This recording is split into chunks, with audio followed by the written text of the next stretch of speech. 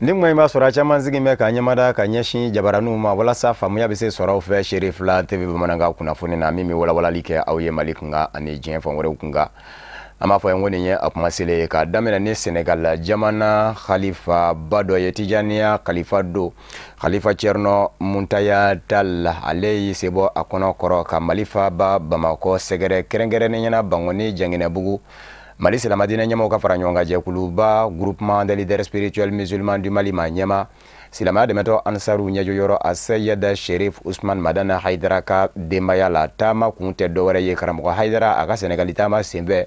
a ye bonya kɛ ka ɲɛsin u ma o tumana Khalifa Thierno Mountaga Tall bolo bonyaw ni karamaw minnu kan ka kɛ kunbɛli nasara kan ka sabu kɛ waati n'a cogoyaw ye ziyaraw minnu kun bɛ ka labɛn u yɛrɛw bolo ma se ka kɛ a da la o kumana a y'a kanu karamɔgɔ Haidara a sigiyɔrɔ ka wuli ka bɔ Senegali jamana kɔnɔ k'i kunda Bangoni Janginɛbugu kan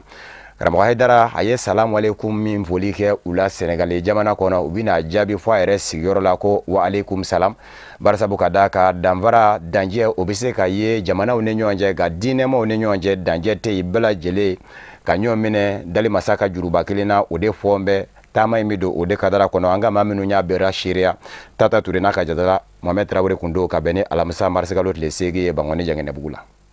Thierno Madane Mountaga Tall karamɔgɔba do Dakar dugukolo kan a nana waatinin kunkurunin kɛ an ka jamana kɔnɔ a ma sɔn a ka segin fewu Dakar ka sɔrɔ a ma t'i ɲɛda an fa ani an karamɔgɔ a Seyidi Sherif Ousmane Madane Haidara kan a ka denbaya la ka da waleya caman kan u ka nin ɲɔgɔn ye kunkurunin kɔnɔna na u da sera waleya caman ma i n'a fɔ bɛn ani basigi sabatili silamɛw ni ɲɔgɔn cɛ jɛɲɔgɔnya ɲuman o n'a ɲɔgɔnna caman.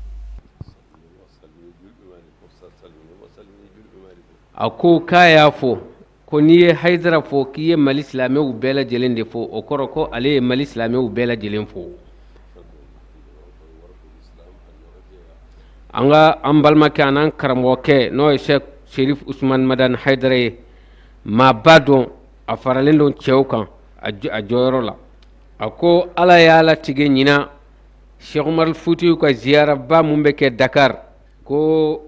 an ka khalifa n'o ye Thierno Amadou Hadi ye Ala y'a kɛ ziyara waati la an ka karamɔgɔ n'o ye Sherif Ousmane Madane Haidara ye a tun bɛ Dakar o waati la ko Amadou Hadi y'a f'a ye ko an ka sirifukɛ a ka baara ye sinji tugu de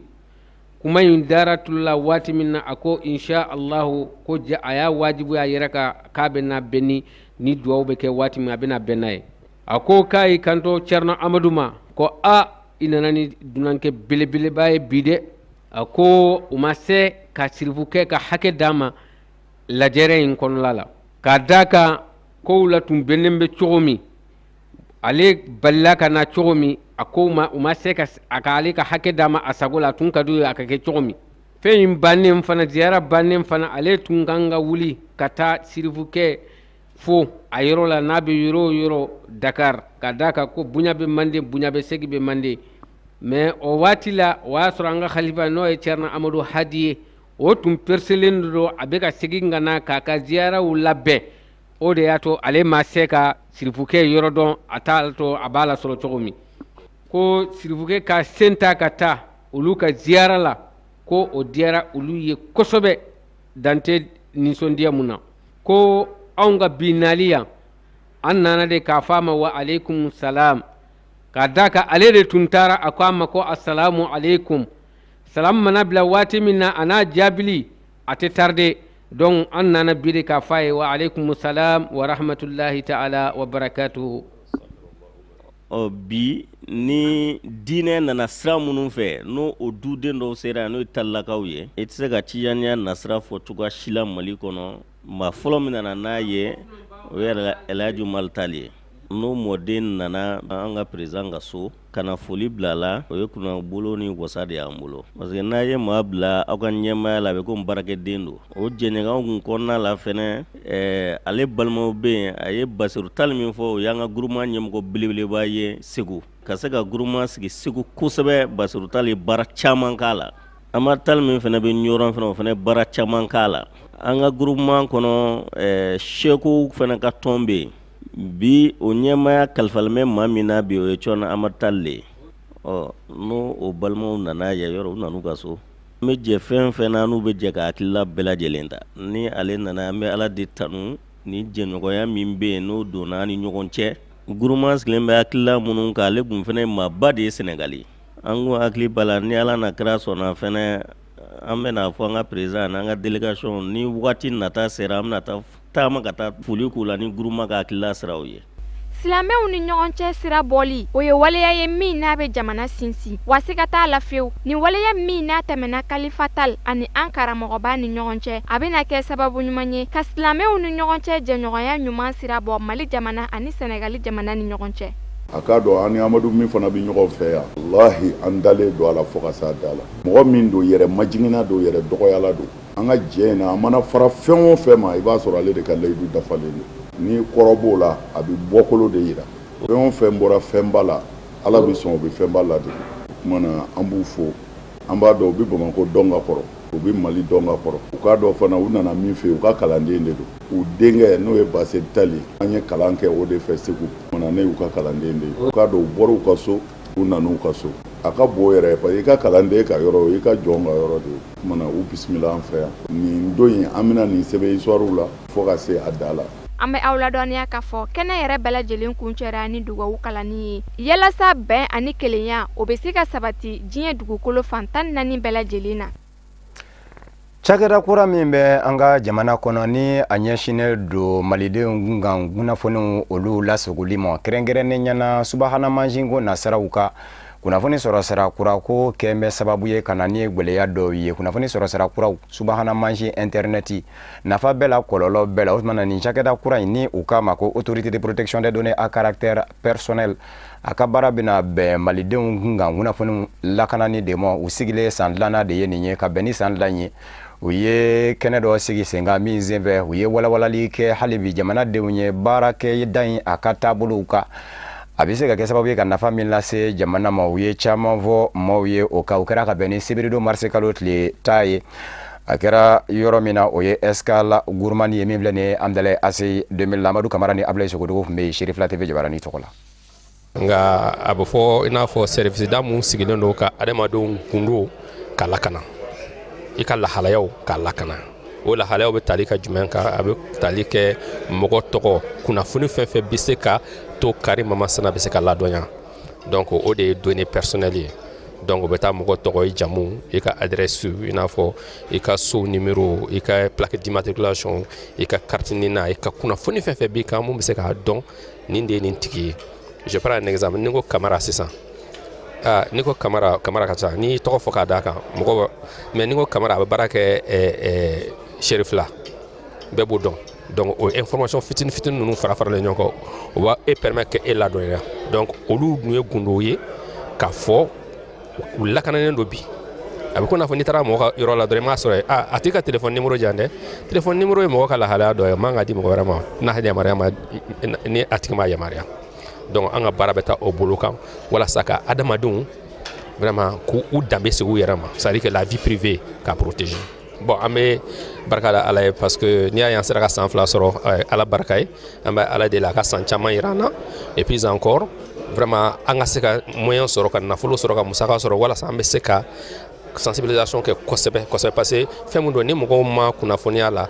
vraiment a tɛ sabati ka ɲɛ quoi vraiment donc an ka baara gɛlɛya de bɛ t'o fanfɛyɔrɔ la wari an ka wari parce que budget de b'an financer budget national de b'an financer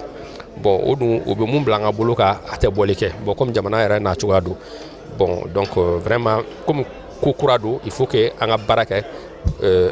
sensibilisation na. Bon bi an ka sayɛlɛma ye an nisɔndiyalen don ka da kan kabini san 1 in kɔnɔna la an y'a ye k'a fɔ ko maliyɛn bɛɛ bɛ ka commencer ka faamuyali sɔrɔ APDP ka baaraw kan APDP taabolow kan donc o faamuyali mun bɛ ka sɔrɔ sisan nɔ o kɔni ye ko ɲuman ye aw yɛrɛ ye kuma caman mɛn an ka ɲɛmɔgɔ tɔw da mun bɛ video surveillance kan aw yɛrɛ b'a dɔn a bɛ fan bɛɛ sisan mɔgɔw t'a sigi cogo dɔn u t'a sigi kun dɔn donc o ɲɛfɔli minnu bɛ ka kɛ ani ka loi ɲɛfɔ olu fɛnw kan o de ye an nisɔndiya kun ye walasa adamaden kelen kelen bɛɛ k'a kunna ko tangalen a kunkan ko tangalen a ka données sécurisées bon an ka baara in dɔnnenba tɛ Mali kɔnɔ parce que jɛkulu kura do baara kura daminɛ do donc sisan nɔ o yɛrɛ de y'a kun ye aw welela bi sɔgɔmada in na ka na aw minnu bɛ kunnafoni di aw ka se ka kunnafoni di an ka baara in kan maliyɛn kelen kelen bɛɛ ka se k'a dɔn k'a fɔ ko fɛn fɛn ye ale kunkanko ye ale tɔgɔ n'a jamu n'a ka données tɔw ye olu bɛɛ ka kan ka lankana maliyɛn bɛɛ kelen kelen ka kan k'a dɔn k'a fɔ ko ni n bɛ caméra bila n ka da la walasa ka se ka n yɛrɛ tanga n kan ka se ka jɔrɔ fana mɔgɔ tɔw la n kana don olu ka josariyaw kɔnɔ bon welekan min bɛ ne bolo o ye k'a fɔ minnu bɛ société ni entreprise bɛ minnu bolo ni minnu bɛ baara kɛ n'u bɛ mɔgɔw ka données mara u ka baara kɔnɔna la olu kana ka se APDP la ka se ka faamuyali kɛ u ka baara taabolo ɲuman kan walasa u kana don fili la bon degu dɔw bɛ se ka sɔrɔ a la ka da ka mɔgɔ caman t'a faamuya komi n y'a f'i ye cogo min na baara kura don fɛn fɛn ye fɛn kura ye a faamuyali man nɔgɔ mɔgɔ caman tɛ faamuyali kɛ a bɛ kɛ dɔw ɲɛna k'a fɔ ko an b'an sen don ko la min t'an ka ko ye k'a sɔrɔ an ka baara kɔnɔko de don dunanjigiso min bɛ Bamakɔ ko Grand Hôtel la tɛgɛnɔbila kɛra bɛnkan sɛbɛ dɔ la denmisɛnnin dɔn jɛkulu fɛ minnu y'a kanu k'a fɔ jamana ɲɛmaa Elhaji Ibrahim Boubacar Keita a k'i kanbɔ ka mandanlana ɲini Mali jamana kɔnɔ a senfɛ u y'u tɛgɛnɔ bila bɛnkan sɛbɛ dɔ la bɛnkan sɛbɛ min bɛ kɔkɔrɔma donni kɔfɔ janko jamana ɲɛmaa Elhaji Ibrahim Boubacar Keita a bɛ se ka kɛ cɛbɔ ye san 2018 jamanakuntigi kalataw la minnu bɛna kɛ juillet kalo tile 29 baara in kɛra ka bɛn ni sibiri marisi kalo tile 10 ye dunanjigiso Grand Hôtel la an ka maa minnu ye a baaraw seereya o ye Amadu Kamara n'a ka jatala Sanba Traoré.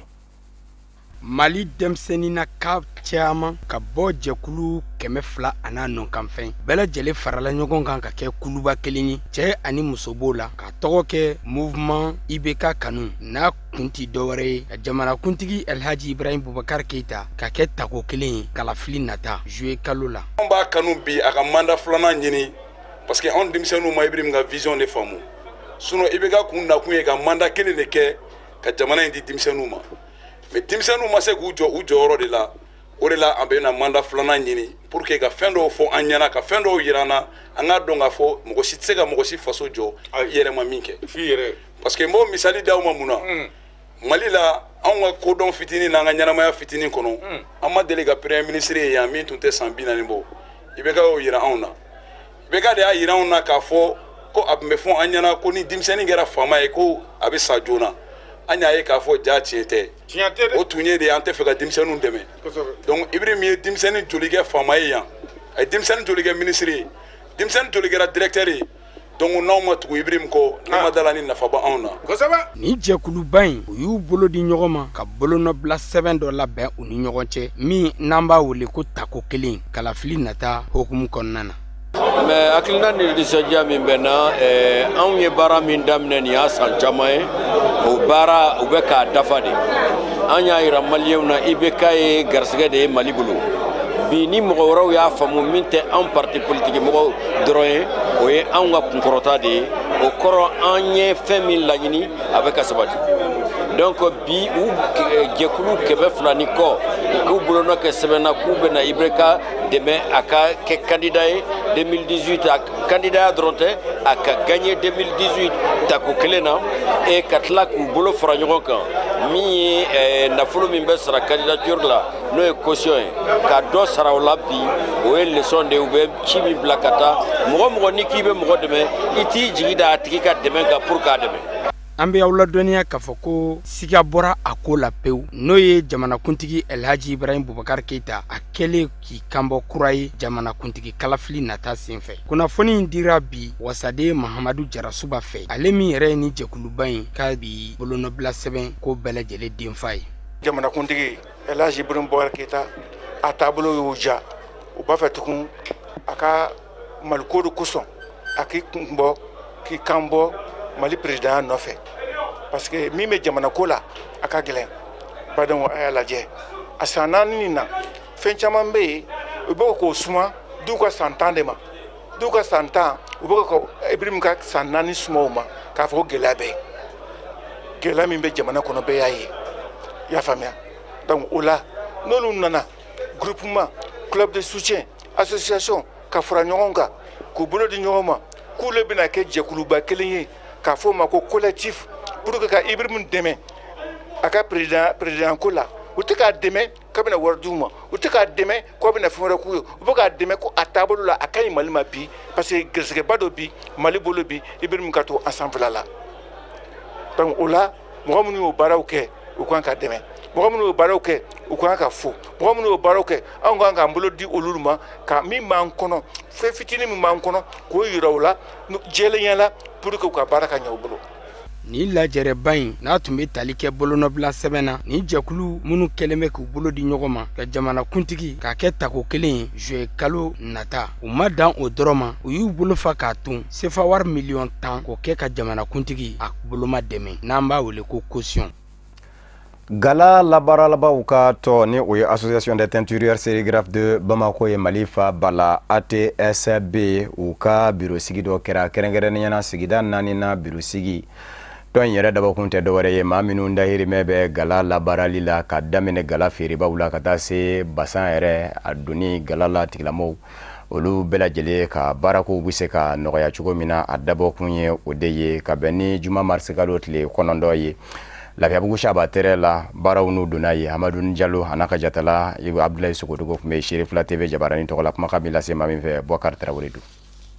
ɲɔgɔnkunbɛn in denfaya a kun bɛ an ka jamana galadonnaw ka jɛkulu ɲɛmaa bolo biro kura min sigira a ka baara de ka se ka ladege jugu kɛlɛ bazɛn dilantɔ Mali jamana kɔnɔ siniwaw fɛ mɔgɔ bɛ n'u ɲɛsinnen Mali galadon ma n'u bɛ fɛ Mali galadon ka taa ɲɛ faamaw wo ani mɔgɔ wɛrɛ wo ani dɛmɛbaga wo Mali mɔgɔ bɛ fɛ Mali galadon ka taa ɲɛ ni u tɛ fɛ a ka segin kɔfɛ an ka weleweleda bɛ bɛɛ ma u ka an dɛmɛ an ka association bɛ se ka sira sɔrɔ cogo min na Mali galadon bɛ se ka sira sɔrɔ cogo min na contrefaçon min bɛ ka na n'u ko bazɛn chinois o bɛ se ka dabila cogo min na Mali galadon senkɔrɔ cogo min na Mali galadon ka lakodɔn diɲɛ fan bɛɛ an ka bureau sigi an ka association sigili o kɛlɛdi de ci wɛrɛ ta an bolo ka mun fɔ an bɛ weleweleda kɛ bɛɛ ma jeudi wula in na an bɛ yan ka na an balimaw dɛmɛ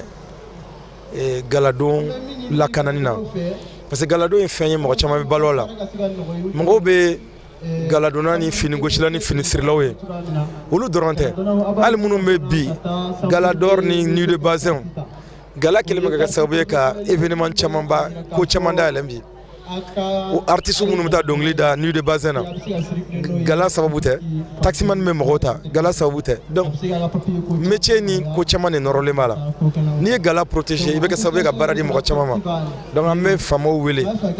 mɔgɔ caman de binnen don mɔgɔ dɔw tun bɛ fɔ mɔgɔ 100 ni kɔ la bi u tɛ mɔgɔ 10 bɔ u ka yɔrɔ bɛ ka datugu donc n'u ye galadonnaw dɛmɛ a bɛ kɛ sababu ye ka chômage kɛlɛ a bɛ kɛ sababu ye ka kalan di dɔw ma a bɛ kɛ sababu ye ka wari di dɔw ma donc minnu bɛ taa ale tunga fɛ dɔ bɛ b'o la donc an b'a ɲini an ka lamɛn hakili ka to secteur la k'an dɛmɛ an bɛ dugawu kɛ ala k'an bɔ gɛlɛya in kɔnɔ. bazɛn feeremuso dɔw y'a yira k'a fɔ Mali suguw kɔnɔ chinois bazɛn ko jɔrɔ bɛ bɛɛ la a ka kan hakili jagabɔ ka kɛ a kan bazɛn labaarabaw bolo hali an ka jamana ɲɛmaaw u ka kun sen don nin wale in na. anw yɛrɛ ka laɲini ye min ye bi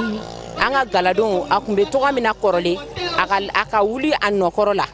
parce que bi galadon tiɲɛna kosɛbɛ kosɛbɛ an bɛ fɛ fɔlɔ la an tun bɛ nafa min sɔrɔ an ka baara la o nafa kelen n'o sababu bɛ se ka wuli o sababu bɛ se ka na k'an ka galadon segin a nɔkɔrɔ la parce que baara in bɛ nin ka tuɲɛ dɔɔni dɔɔni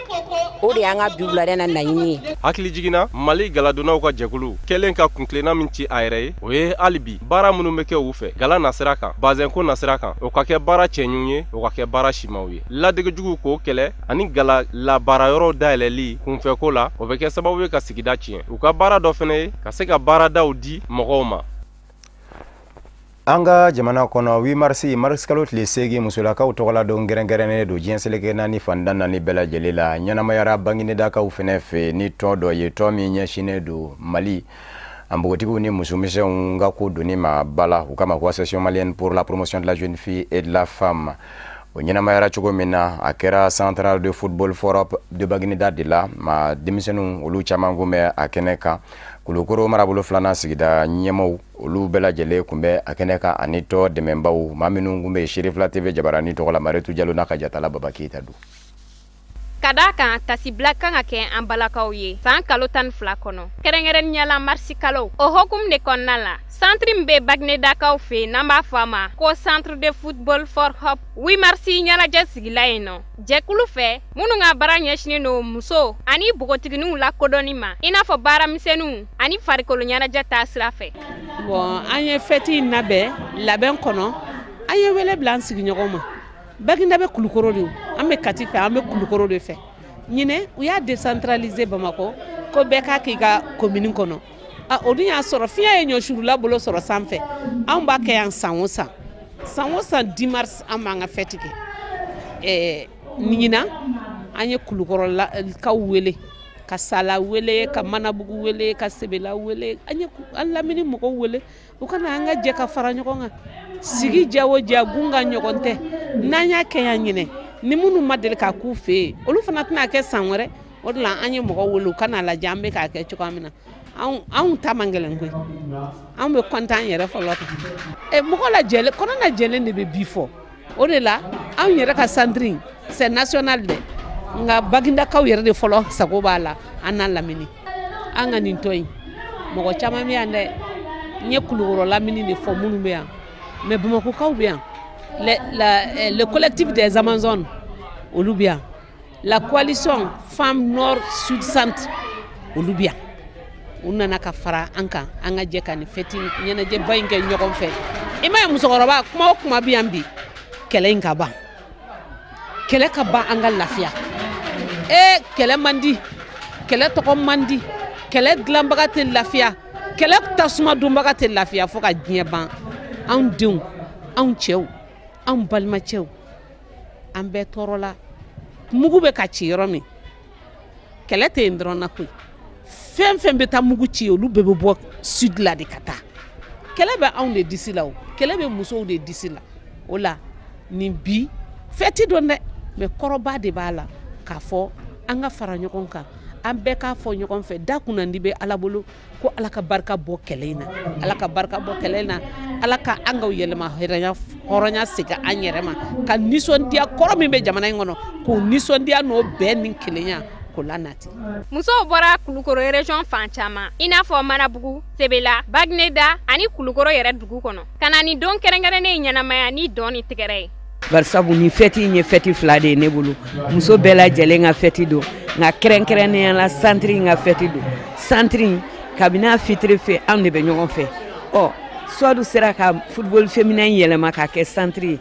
ne fana ye chemin min ta ne taara ɲɛfɛ ka kɛ directrice régionale ye Kulukoro mara la ayiwa Kulukoro Baginda bɛ Kulukoro de kɔnɔ o kuma o kɔni o ye nɔnɔ ni dɛgɛ bɛnnen ye an bɛ galama ɲini dɔrɔn de k'a min ɲɔgɔn fɛ o de ye n se yan k'aw ladɔnniya k'a fɔ ni jɛkulu in n'ale ka baara ɲɛsinnen don muso ani bogotigini lakodɔnni ma a ye don ye nin y'a san damadama ye nka o don ni bi cɛ a ye baara caman kɛ musow ka bɔ nɔgɔla taa sira fɛ ɲɛnajɛ in sen fɛ dɔnkilidalaw kɛlen ka kɛnɛ ɲama fifa sira dila catiribɔlaw ani karatekɛlaw ma Ngabakoro droit mairie maw ani a dugukolotigiw u sera ka bɛn ka dɔw ka minnu bɛ se ka kɛ sababu ye ka dugukolo ko ɲɛnabɔ cogo nɔgɔya Ngabakoro droit la ni ka min ɲɛsigi ye k'o ja sigida kɔnɔ ni o ye commune ye Boubacar Traoré ale kun bɛ Sheriff la Jabarani tɔgɔ la an ka jɛ ka an ɲɛmada fɔtaw fɛ dimanche tɛmɛnen an ye réunion fɔlɔ kɛ mɔgɔ caman nana bon an kumana olu caman y'a faamu an ye wele kɛ tuguni bi an seginna kan caman nana bi tuguni ka fɔrɔ kan Ala y'a kɛ an kumana fɛn fɛn kɔni nana bi alhamdulillah a bɛɛ y'a faamu a bɛɛ sɔnna k'a fɔ effectivement titre in ye tiɲɛ de parce que mɔgɔw bɔra olu yɛrɛ ka taga vérifier ka ti k'a fɔ ko tiɲɛ de don u y'a ɲɛf'u ye k'a bɛɛ yira u la u yɛrɛ y'a faamuya donc ko vraiment u b'a ɲini fɛ n k'a kɛ Ala kama n yɛrɛ ka laɲini de don an ka bɛn a la an kana tiɲɛli k'a la n y'a f'u ye ni Ala sɔnna a b'a problème fosi t'a la donc an bɛ kuma n'u ye kelen kelen a b'a comme mɔgɔw tɛ kelen ye an bɛ kuma kelen kelen ka bɛɛ ta gérer a b'a kelen kelen ni Ala sɔnna an jama damadɔ dɔn an ye dɔ f'o la mais bi fana an nana sigi a kama sur la demande de monsieur Diakité encore ale tɛ tiɲɛni fɛ ale bɛ ɲɛni fɛ il veut un arrangement entre nous chaque habitant de chaque lot au ka s'a ma mairie la son contact est là-bas a ka numéro bɛ yen i bɛ taa ta i b'a wele ni kan ka ni kuma min n'a cɛ i n'a b'o fɔ i kelen n'a kelen Diɲɛ fan wɛrɛ kunnafoni nasiraw ka Konowari jamana kɔnɔ wasablon filanan ni o ye Sena bulo ye o kalataw do dɔnnen kɔfɛ jamana ɲɛmaya so fanga ɲini dɔn olu sera ka fara ɲɔgɔn kan k'u ka cɛbɔ lisi fara ɲɔgɔn kan ko in kun b'a fɛ ka kɛ perekuni u sen ka bɔ a la barisabu ka d'a kan don min bɔlen don ni o ye marisikalo tile kɔnɔntɔn juma ye k'a fɔ ni yan'o cɛ ni mana n'i ka gafe ye bɛɛ o ye ko dugu donnen ye sen de i se ka yaala bilen u sina ka nana ye ka bɛn ni o de ye lisi 33 u kɛn bɛ k'o de bɔ ka ɲɛsin marabolo 31 mɔ ani Abidjan marabolo ni Yamusokoro marabolo hamawuladɔnya k'a fɔ wasabolo filanan jamana sumbakura min bɛ Konowari jamana kunna ni foroba kalata kɛra sababu ye k'o coko aya marisikalo tile 24 o kɛn bɛ ka wasaden zigi kalataw sena bulo wasadenw ka kalata ka o boloda k'o kɛ o ye ni o tɛmɛna sa min ye jamana ɲɛma Alassane Dramane Ouattara yɛrɛ ye yamaruya bɛ ale bolo ale fɛnɛ k'i bolo ŋɛniden ɲɛsin a dɔngɔma 33 mɔ k'olu ta k'olu fɛnɛ fara wasabulo wasadenw ka sariya kɛn bɛ k'o de fɛnɛ fɔ fanga sinamatɔn kɔni y'a jira k'a fɔ u sen tɛna ye a la barisabu ka d'a kan kalata labɛnni jɛkulu commission électorale nationale ni o ye CEI ye a y'a ko yɛlɛma kan ka don a kɔnɔ barisabu ka d'a kan olu yɛrɛ bolo a kɔnɔmaw a y'a ko u t'u yɛrɛ faamu a kɔnɔmaw la. Sénégal fa bala Dakar fanga sinamatɔ PDS parti démocratique sénégalais jamana ɲɛmaakɔrɔ Ablaye Wade ka fanga ɲini jakulu do a kanubaw kun ye a jira k'a fɔ u bɛ nisɔngoya taama dɔ boloda juma marisikalo tile kɔnɔntɔn jɛma kɛ ni a ye lakana tigilamaw donna u tula ni ka u caca a kɛra sababu ye maa ɲɛma dɔw bɛ yen PDS tɔ maaw la minnu minɛna Dakar faba ni o ye Sénégal faba ye a maire kɔrɔ dɔ bɛ yen ko Papa Diop o y'a ka nisɔngoya jira ko in na kosɛbɛ bawo ale yɛrɛ ye PDS tɔnden dɔ ye Amadou Sall ni Omar Sarr olu fɛnɛ ye PDS maa ɲɛma dɔw ye lakana tigilamaw y'olu minɛ ka taa ni u ye nisɔngoya taama sigikun tɛ dɔ wɛrɛ ye senga u b'a fɛ de ministre min ɲɛsin bɛ jamana kɔnɔna koɲɛw ɲɛnabɔli ma ni a yɛrɛ bi wele ko Ali Nguyi Ndiaye a ka taa ka bɔ ministiriya la bawo san 2019 jamana kuntigisi kalata ale de y'a labɛnba ye jamana kɔnɔ nka a kɛn bɛ k'a ka fa jira ka ban k'a fɔ a bɛ Macky Sall de nɔfɛ o de bɛn dɛ PDS la kaw mɔ ni u b'a fɛ ka nisɔngoya taama boloda min bɛ se k'a to a bi wala sɛmɛ ka bɔ ministiriya la. Togo fanga sinamatɔnw ka fara ɲɔgɔn kan jɛkulu 14 minnu y'u sebɔ u kɔnɔkɔrɔ ka se Ghana jamana ɲɛma Nana Akufo-Addo mɔ u ni a sera ka ɲɔgɔn faamu bawo Nana Akufo-Addo ye a ɲini fanga sinamatɔ ninnu fɛ u k'a lajɛ nisɔngoya taama kɔtigɛbaliw minnu ni u b'a fɛ ka a boloda ko kura jamana kɔnɔ u k'a lajɛ ka ɲɔngiri dɔgɔkun kelen u k'o di mɔ ani Fɔri Ɲasigbe ka fanga ka se ka kuma ɲɔgɔn ye min bɛ se ka to u bɛ se ka wasa sɔrɔ kow la an b'a ladɔnniya k'a fɔ kalo 6 ɲɔgɔnna de kɛra Togo kalayalen don fanga sinamatɔnw fɛ bawo Fɔri Ɲasigbe ka fanga u y'a jira k'a fɔ a nege tɛ u la bilen nka min ye sigikafɔ min ni a n'u donna don dɛmɛnenw na kɛrɛnkɛrɛnnenya na février kalo tile 19 o kun jɛra ka sɔrɔ fɛn ma se ka fɔ ɲɔgɔn ye bɛn ma se ka kɛ kanga o de kosɔn fanga sinamatɔnw olu kɛlen kɔfɛ k'u sigi ka fanga filɛ u nana ye k'a fɔ jamana ɲɛma Fɔri Ɲasigbe n'a ka fanga bɛ ka dɔnse dɔ ta min m'u ja o ye jamana kuntigisi kalataw wale kɛlen wasadensigi kalataw minnu kan ka kɛ don nataw la maa minnu ɲɛsin bɛ kalata labɛnni ma commission électorale nationale indépendante a bolofaraw minnu kan ka ye marabolow la olu ɲɛmaw sigira ka ban a baara ta bɛn ma se ka kɛ ko la fɔlɔ o de y'u dimini u kuma fɛ ka nisɔngoya taama in boloda nka Nana Akufo-Addo ye a jira k'a fɔ u ka dɔgɔkun kelen di MOLN ani Fɔri Ɲasigbe ka fanga b'a lajɛ ka fɔ cogo sɔrɔ u ni ɲɔgɔn cɛ min bɛ se k'a to bɛn ni basigi bɛna Togo bɛna k'u kan. Kenya jamana kɔnɔ jamana ɲɛma Uhuru Kenyatta ani fanga sinamatɔ min y'u kɔ da ɲɔgɔn na jamana kuntigi kalata tako fɔlɔw la a ma ɲɛ fɔ jamana sariya sunba ye kiiri tigɛ u ni ɲɔgɔn cɛ ka jira k'a fɔ segin ka kɛ kalata kan Raila Odinga ni Uhuru Kenyatta maaw ɲina mangolon dɔ u ye fɛn dɔ kɛ min balala maa caman na maa filaw jɛra ka u tɛgɛnɔ bila bɛnkan sɛbɛn dɔ la ka laban k'u tɛgɛ di ɲɔgɔn ma Raila Odinga min fɔra dama kun gɛn kun bɛ ka jira k'a fɔ a ti Uhuru Kenyatta ka fanga lakodɔ ale kɔni sina k'i tɛgɛ di Uhuru Kenyatta mɔ ni ka jira k'a fɔ u b'a lajɛ ka gwɛlɛya ka jamana kisi o mɔ ni o ye Kenya jamana ye u ye tɛgɛnɔ bila bɛnkan sɛbɛn min na bɛnkan sɛbɛn do min bi gwɛlɛyaw bɛɛ lajɛlen fara ɲɔgɔn kan kabini yɛrɛma hɔrɔnya sɔrɔ sa Kenya jamana kɔnɔ a ya Kenya jamana fɛ gwɛlɛyaw bɛ yɔrɔ minnu na siyako mankanw minnu bɛ se ka kɛ sababu ye ka na ni jamana sigili a sinsabara kɔnɔ u y'a bɛɛ lajɛlen kɛ gafe kelen ye ka sɔrɔ ka furaw olu bɛna ɲini a la don nataw la Raila Odinga kanubaw y'a jira k'a fɔ olu yɛrɛ kun tɛ nin ko in galamɔ a bala kojugu u la nka dɔw y'a jira k'a fɔ Amérique jamana de ka wulikajɔ ni cɛsiri bonyana barisabu ka d'a kan maa min ni o ye minisiri ye Donald Trump ka fanga kɔnɔ a y'a tile fila in na ale kun dan bɛ farafinna fa min ka Kenya bɛ o la ni o ye Rex Tillerson ye o kuma na a ka di u ye bɛn ni basigi o ka ye u ni ɲɔgɔn cɛ. Farafina biyankoloma jamana u kama ko Afrique Australe dɔw ko Corne de l'Afrique a bɛ farafina kɔrɔyanfa jamanaw de la ni o ye Île Maurice ye. Musolaka min bɛ jamana ɲɛmaaya la a ye wala sɛmɛ barisabu ka da ka minisiri ɲɛma ni a ka minisiriw jɛra ka jira k'a fɔ wari dɔ bɔra a fɛ wari min bɔcogo man ɲɛ wari do sigana wari do kɛnyɛrɛkɛ dɛmɛnikɛ jɛkulu dɔ bɛ yen o ka wari labɔ sɛbɛnfura u kama ko carte bancaire musolaka jamana ɲɛma muso ni o ye Amina Gureba Faki min ye a y'o wari in de ta ka o nga fɔ o wari labɔ sɛbɛn in de ta k'o kɛ ka wari labɔ ka sanni kɛ a yɛrɛ ye o de kɔsɔn bi na o y'a yira k'a fɔ a ka wala sɛmɛ a kun b'a fɛ k'i murukuru dagoya ka to fanga na nka a ma ɲa min kɔ a yɛrɛ ye jɔngɔlajɔ kɛ a la k'a fɔ a bɛ fanga bila nka o y'a ɲini a fɛ lɛni a bɛ se k'a to yanni marisikalo tile 12 cɛ o ye Île Maurice jamana ka yɛrɛma hɔrɔnya sɔrɔli sankumɛ ɲɛɲaniw ye o jamana ɲɛma wajibi do fo ka ye o kɛnɛ ka o kumana u b'a ɲini a fɛ a ka to yen a ka o ɲɛnajɛw kɛ hamaw ladɔnniya k'a fɔ kɛnyɛrɛkɛ dɛmɛnikɛ jɛkulu min ni a y'o ka wari labɔ sɛbɛ kɛ ka wari labɔ ka sanni kɛ kɛnyɛrɛkɛ dɛmɛnikɛ jɛkulu min do a ɲɛma ye Angola jamana de dɔ de ye min ni siga kɛ bɛ la k'a fɔ dolari wari miliyɔn gɛmɛ 6 ɲɔgɔnna a y'o ŋanamu k'a to Angola wari so kunna wa Portugal kirini wɔya wuli bɛ a nɔfɛ susi fɛnɛ ta bɛ o cogo la aya o kɛnyɛrɛkɛ dɛmɛnikɛ jɛkulu in ɲɛma ale ka laban k'o ka wari labɔ sɛbɛ kɛ ka wari labɔ ka sanni kɛ ni o ye o de ma bɛɛ ayiwa minisiri ɲɛma ani minisiri tɔw ma n'u y'a ɲini a fɛ a ka wala sɛmɛ Rex Tillerson Amerikikaw ka minisiri do secrétaire d'État ale bɛ munumunu zalo la farafina gun ka bɛn ni o kuma fɛnɛ ye Irisila minisiri min ɲɛsin bɛ Irisila ni jamana wɛrɛ ni ɲɔgɔn cɛ kuɲɛ ɲɛnabɔ ma Sergei Lavrov o fɛnɛ bɛ munumunu zalo la maaw bɛ ɲini ka bɛn ni ɲɔgɔn ye kɔnɔw na nka u bɛ ka lajɛ u kana se ka ɲɔgɔn ye cogo min o de kosɔn maa minnu ye jamana filaw ni ɲɔgɔn cɛ jateminɛbaw ye olu y'a yira k'a fɔ an bɛ ɲini segin san 1980 waatiw la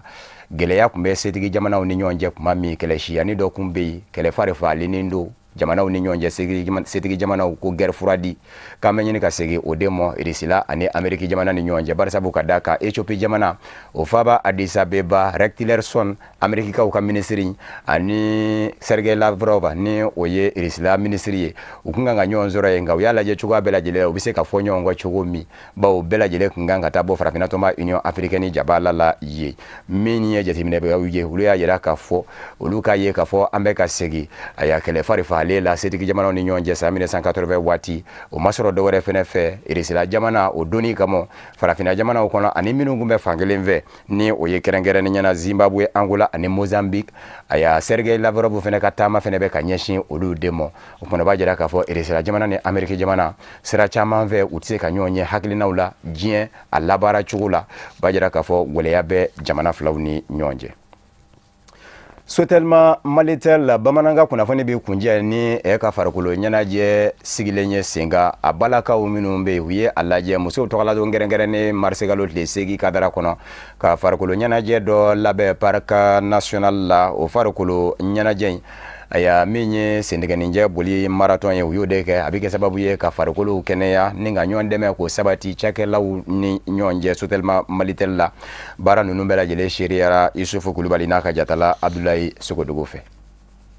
bɛɛ kɔnɔna na wulikajɔ kɔnɔna na ani ɲɔgɔn tɔbɔtɔ kɔnɔna na o min ye farikoloɲɛnajɛ taabolo dɔw ye Sotelma Malitel kelen bɛ ni k'o fɛnɛ de fara a boloda la min bɛ kɛ sababu ye a ka cakɛsoda ɲɛtaa ka sabati o de kama Sotelma Malitel musolakaw o ye farikoloɲɛnajɛ kɛnɛ sigi walasa k'o ka wulikajɔw a n'o ka senkolaw yira o fɛlamaw la o kɛlen kɔ ni k'o ka bureau bila a n'o ka cakɛsoda minɛn bɛɛ lajɛlen o ye ɲɔgɔn sɔrɔ parc national de kɔnɔna na ni ka nin wulikajɔ in kɛ farikalayaw tɛmɛnen kɔfɛ musolakaw o n'o ka ɲɛmaw o ye ɲɔgɔn sɔrɔ boli kɛnɛ kana na sanga dama dama taama la musolakaw o ye parc national munumunuko 2 kɛ wali kelen min jɛya bɛ t'i jɔ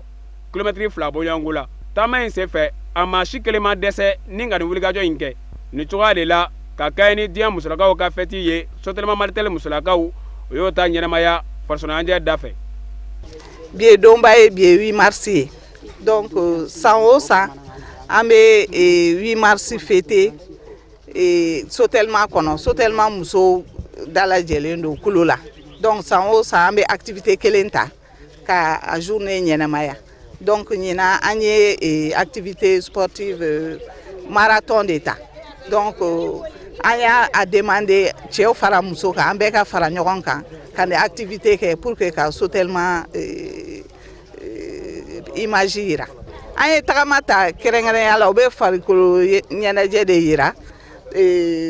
donc san dɔw la an ye basket kɛ san dɔw la an ye musow ka ballontan kɛ donc an b'a falen falen de san o san an bɛ activité dɔ kɛ donc an bɛ tulonkɛ yɛrɛ kɛ san dɔw la ne bɛ wele bila musow bɛɛ ma hali bi u ka cɛsiri kɛ an bɛ cɛsiri mun na baarakɛyɔrɔ in na hali bi an k'a kɛ n'an bɛɛ farala ɲɔgɔn kan an bɛ se ka fɛn caman réaliser Sotelma kɔnɔ. N'aw hakili b'a la a ma tile damadɔ bɔ musow ka don sugandilen tun bɛ n'a bɛ fɔ o ma ko 8 mars donc 8 mars kɔnɔna na san o san Sotelma musow b'u fara ɲɔgɔn kan ka to ka activitéw kɛ mais n'i y'a lajɛ san ninnu kɔnɔna na u bɛ activité minnu kɛ ka kɔrɔ o ye ka taa visite rendu femmes fistuleuses ma point G ka taa dɛmɛ kɛ dɛsɛbagatɔw ye donc ɲina an y'a essayer ka innover k'a fɔ fana ko baarayɔrɔ kɔnɔna na mɔgɔninfin mana kɛ cogo cogo kɛnɛya fana hali n'an bɛ taa dɛmɛ kɛ mɔgɔ wɛrɛw ye an k'a lajɛ ka kɛnɛya fana sankɔrɔta an yɛrɛ ka entreprise kɔnɔ n'o ye Malitel ye o de la nin sen na